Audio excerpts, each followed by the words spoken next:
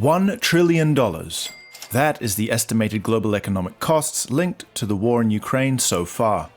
And that's just the financial side. But the true impact? It's reshaped global power dynamics, realigned alliances, and redrawn the political map of the 21st century right in front of our eyes. Hi, and welcome back to Neutral Front, where we unpack global conflict in clear, simple terms.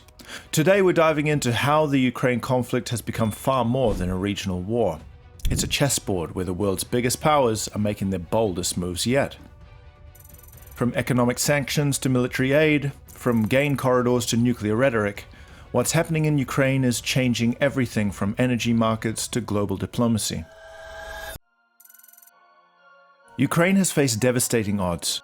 Beyond the physical destruction, it's battling hybrid warfare, cyber attacks, propaganda campaigns, and a frozen frontline. Its allies, mainly NATO members and the EU, have been walking a tightrope, support Ukraine without provoking direct conflict with Russia, and the balance? It's getting harder to hold. As of 2024, over 80% of Ukraine's defense budget came from foreign assistance. That means global commitment isn't just symbolic, it's essential for Ukraine's survival.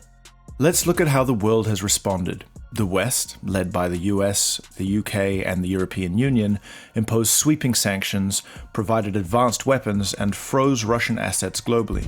But elsewhere, the picture is mixed. China publicly remained neutral, but subtly aligned economically with Russia. India increased trade with Russia, focusing on oil imports. Countries in Africa and Latin America often abstained from UN resolutions, focusing more on food prices than geopolitics.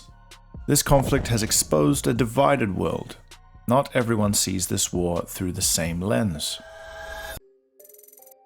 One event that truly shifted the balance? The failed Wagner Group rebellion in mid-2023. As mercenaries marched towards Moscow, the illusion of unshakable control inside Russia cracked. It sent a message to the world: internal fractures exist, even in the Kremlin. In that moment, Western support for Ukraine surged, and nations that had been sitting on the fence began re-evaluating their positions. Diplomatically, it marked a subtle turning point. Now, this isn't just about Ukraine, it's about precedent. If borders can be redrawn by force, if nuclear threats go unchallenged, and if disinformation dominates the narrative, then the rules that have held global order since World War II begin to crumble. For Ukraine, every inch of regained territory is a stand for sovereignty. For the world, it's a test of how we define justice, order. So what do you think? Has the global response been enough? Has power shifted permanently, or are we just in the middle of a much longer game? Let us know your thoughts in the comments below, and if you're interested in how NATO has adapted to this new era of conflict, or how sanctions are shaping future diplomacy, watch our next video on the new Cold Front, NATO in the 2020s.